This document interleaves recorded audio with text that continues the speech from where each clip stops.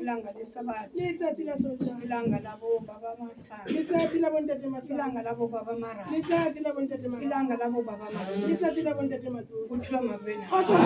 Ngibonga uNkulunkulu Mme maye o leboha Modimo wangcina ha kile a mo boloka. kwazofikelela Ha lesi batla ho fihlela sikhathi nako ena. ukuthi nani nibe khona Hore ngelanga le be teng ka lanamhlanje. letsatsi la kasheko. Xolo lenkosi kemalibena.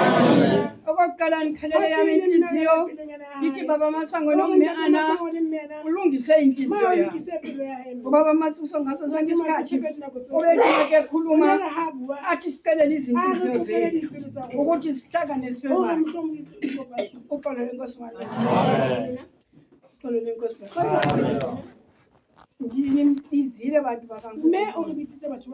Bekungafanelekanga uba ndinibize kufanele nibe nibizwe ngoFebruwari. Kodwa ngenxa yoba ndandingekho ndisekhaya, ndandinezifo ezininzi kakhulu ukuthiwa makubena. Ekhaya ndimo omdala, abantu abadala basekho. Umntana kabhuti wam watshona edamini wabe uyasoleka. Umntana kabhuti wami owentombazana wawoyena omdala wagula kancane wabe uyasweleka. Makeza uhamba uqale waya emangcwabeni asazi ukuthi ufike wathini ukuthiwa makubena. Uma sendifika lana ndifike kule veki seyingamathwasa. Emveni kwamathwasa bekufanele uba ngumsebenzi walapha ukuthiwa makubena. Ndanyuka ndaya endaweni yaseSoshanguve. eSoshanguve ndasikwa ngubaba Masiso nomama. Xolo lenkosi madala. Bathi Makhatebe hamba uye eSoshanguve ubaba Chipapa. Yonke into sizayiva ngaye. Into yakho yonke sizayiva ngaye. Ukuthiwa makubena. Ngafika ndanyuka ndaya kuye. Mandifika wabheka phansi wandijonga wasimayila wathi wena xa usamane ubusemsebenzini hayi ndiyabona njengoba ndimoyika nje ndamjonga kakuhle ndamjonga ukuthiwa makubena ndathi andinamali andinamali wathi Makhatebe kiri misebenzi mingata bathi bona baba abayo ndathi akinathelete ndani akinoyenza umsebenzi ukuthiwa makubena. Lo msebenzi bantu bakaNkulunkulu waphuma kubaba Masuso endaweni yaseLikokwane. Masiqala ukuhlala kule ndawo sasithandaza siselwe ubaba Mngomezulu nomama Mngomezulu. Kwakungaba abantu ababelapha beze kulo msebenzi. Ubaba Mngomezulu make sishiye emhlabeni ngenyama ndacinga uba kuzawuthiwa kuze umama. Ubaba wathi iya kubaba Chipapa ukuthiwa makubena.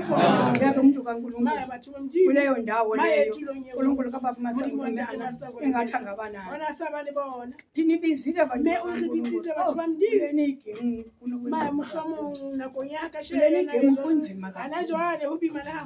Kunzima kakhulu. Ndikhumbula kuqala masiqala sifika phakathi kwale ndawo ukuthiwa makubena. Masiqala sifika phakathi sithandaze kwakunzima kakhulu. Naboomakhelwane kwakunzima.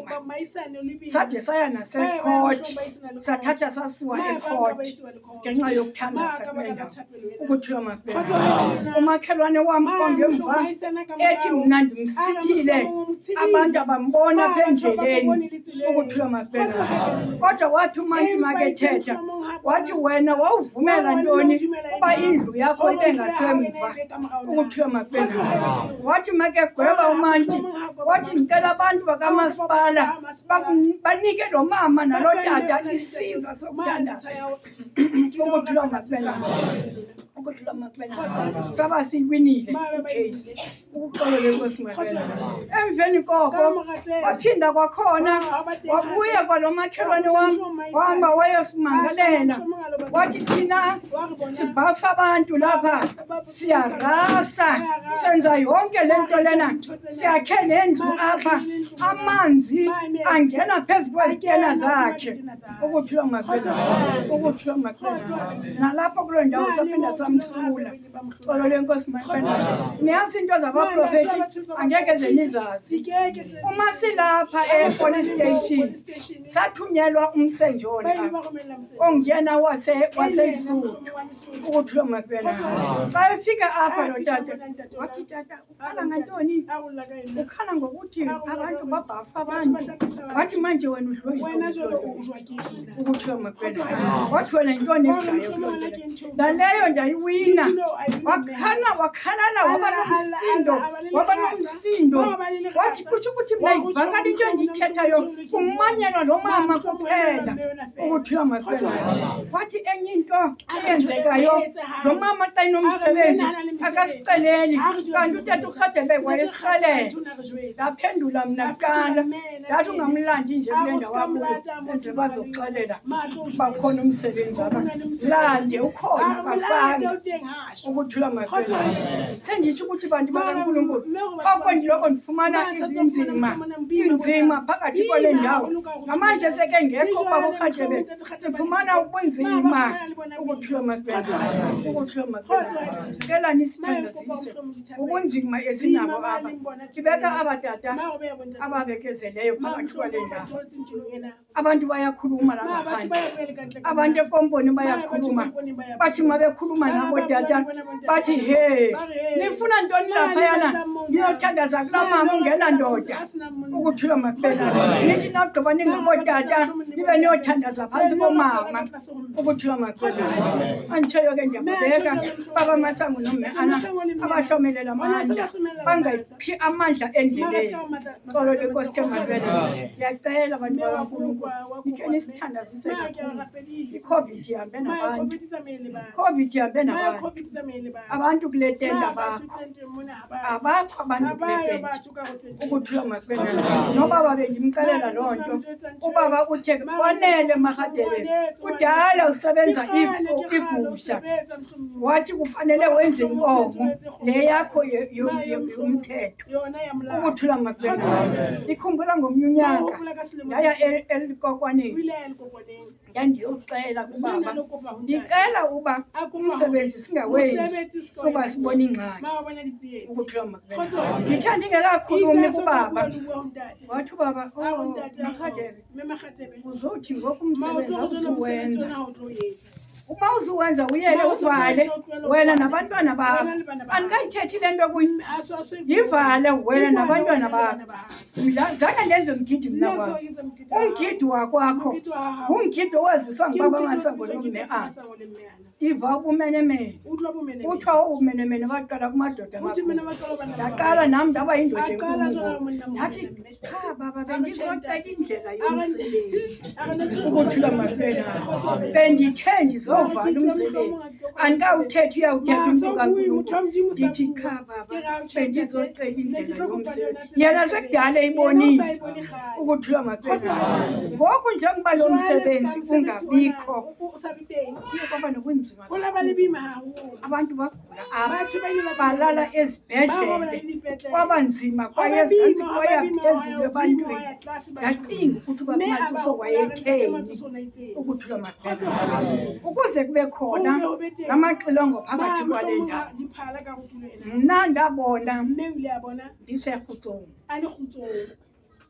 kuthiwa mandizothatha abantu kuthiwa abantu baza apha ngoku balahlekile xa ndifika eRhutshong ndifika apha ndithola abantu bamaxilongo bambathe i-white and white neeketi zabo zi-white and white ukuthi lo makwena kwathiwa mandikhethe kukhona abadala kukhona abamedium kukhona abancane ndathi ndikhetha abadala ndithe mandithi ndikhetha abadala kwavela ubaba Masango ukuthi lo makwena uba wathi ubaba xa ndimxelelayo lelokuba wathi maRhadebe kusabonakala abantu bokuqala ukunyathela phakathi kwale ndawo ngabantu baseZirbhekon amaxilongo aseZirbhekon ukuthi lo makwena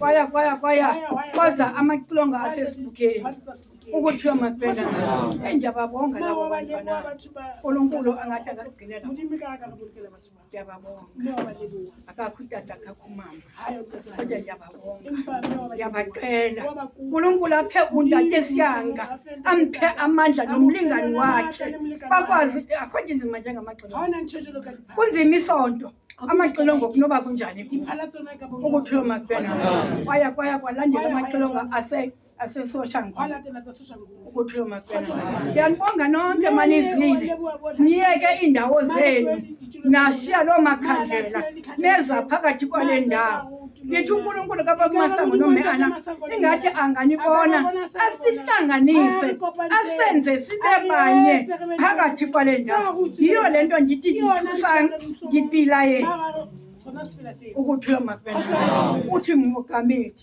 utsiba se kisihloka ukuthiwa makubena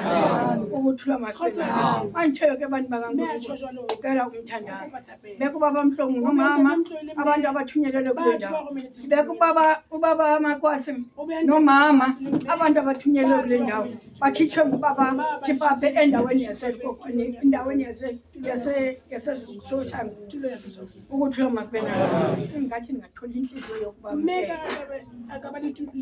hey kukhona ukungena endlini yokuthandaza ucinga uba ukhona kanti kudala kukhona ukuthi ulandela abaprofita kanti kudala bakushiya awusayazi le nto uyilandelayo ngenxa yento enye apha kuthi kuhleli ikoko kuhleli nokuzazela ukuthiwa makubena ngicela ukulala phansi wayethu uMaMiriam makekhuluma endaweni yaseRhutsongo athi wangaba uphezulu athi awunawulunga kule nsebenzo athi kufuneka unyathele phansi yena bengawubamba umtshini ukuthiwa makubena ebengawubamba ukuthiwa makubena ebekuxelela into ngoku uqhubeke uphume ngomnyango kodwa ma uphume ngomnyango ushiye ubaba Masango noMeana ungazanga kuyo kuze kubaba Masango noMeana ukuthiwa makubena yiyo le nto ndinamthandaza noba nisezindaweni zenu nimane nimqinisa nithi awu uMarhatebe kuleyo ndawo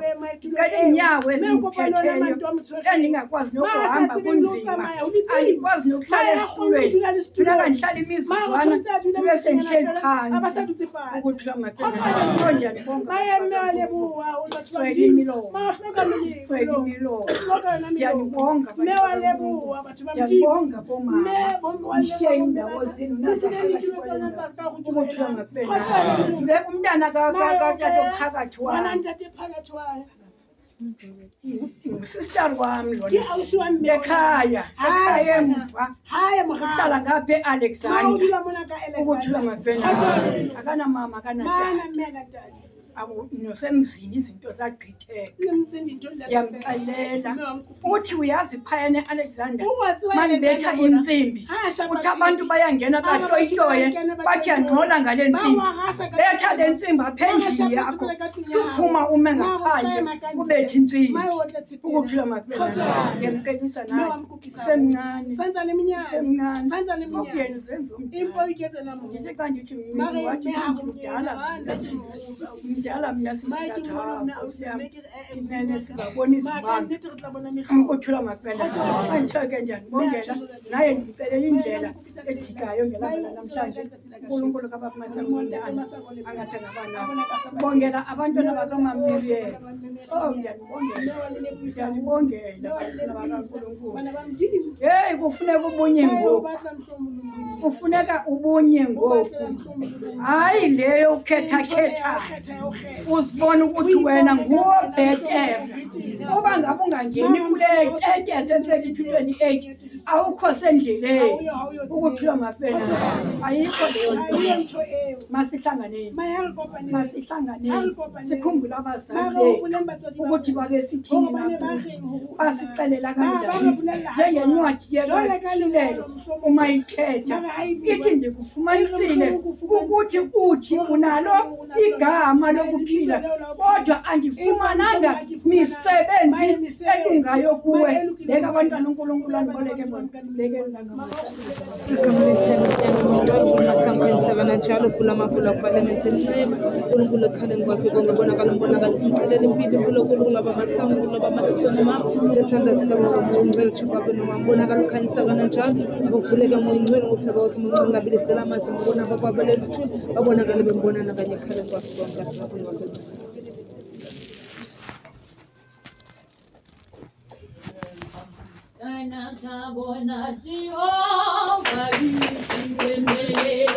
Abina